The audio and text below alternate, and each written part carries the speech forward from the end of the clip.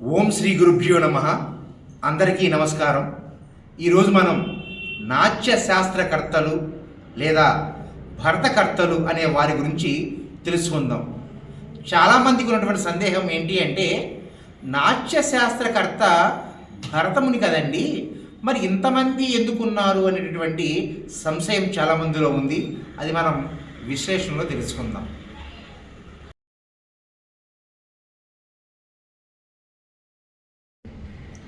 శంభుర్గౌరి తథా బ్రహ్మ మాధవౌ నందికేశ్వరః దత్తిలో కోహలశ్చైవ యాజ్ఞవల్కస్య నారదః హనుమాన్ విఘ్నరాజశ్చ షణ్ముఖో బృహస్పతిః అర్జునో రావణశ్చైవ కన్యా బాణసుతా తథా ఏతే భరతకర్తారు భువనేషు ప్రకీర్తితః అని నాట్యశాస్త్రంలో భరతుడు 16 రకాల నాట్య శాస్త్రకర్తల్ని చెప్పడం జరిగింది.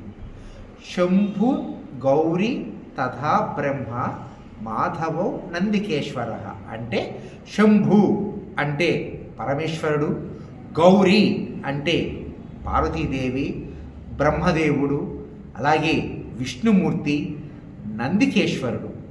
దత్తిలో కోహలశ్చైవ యజ్ఞవల్కస్య నారద. ఈ యజ్ఞవల్క్య అనేది చాచల బుక్లో యాజ్ఞవల్క్య అని కూడా ఉంది, అది కొంచెం గమనించండి. కోహలుడు, యాజ్ఞవల్క్యుడు, నారదుడు, ఆంజనేయుడు. హనుమాన్ విఘ్నరాజశ్చ షణ్ముఖోద బృహస్పతి. హనుమంతుడు, గణపతి, కుమారస్వామి, బృహస్పతి వీళ్ళందరూ కలిశారు. అర్జునో రావణశ్చైవ కన్యా బాణసుతా తదా. అర్జునుడు, రావణుడు, కన్యా బాణ అంటే బాణాసుని యొక్క కుమార్తె అయినటువంటి ఉషాసుందరి.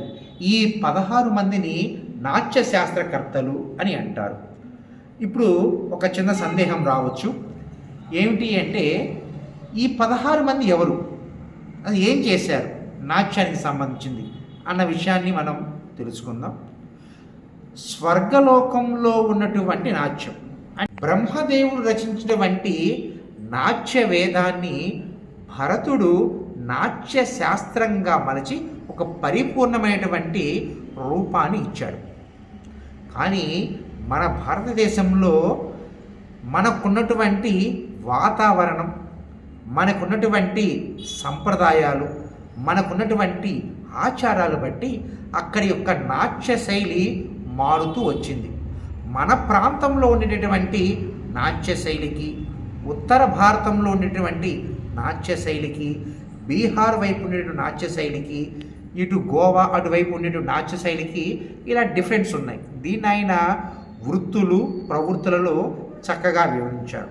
ఇప్పుడు నేనేం చెప్తున్నాను అంటే, స్వర్గలోకంలో ఉన్నటువంటి నాట్యాన్ని ఒక్కొక్క సందర్భంలో ఒక్కొక్క దేవుడు భూలోకంలోకి దాన్ని ప్రచారం చేయటం జరిగింది. మీ అందరికీ ఒక చిన్న కథ తెలుసు కదా. ఏది, అర్జునుడు పాశుపతాస్త్రాన్ని సాధించిన తరువాత ఇంద్రుడి కోరిక మీదట స్వర్గలోకం వెళ్ళాడట.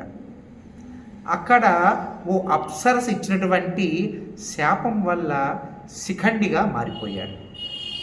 అప్పుడు ఇంద్రుడి యొక్క సలహా మీదట ఆయన నాట్యం నేర్చుకోవడం, ఆ నాట్యాన్ని అజ్ఞాతవాసంలో బృహన్నలగా మారి తాను ఉత్తరకి నాట్యం నేర్పాడని మహాభారతం ద్వారా తెలుస్తుంది.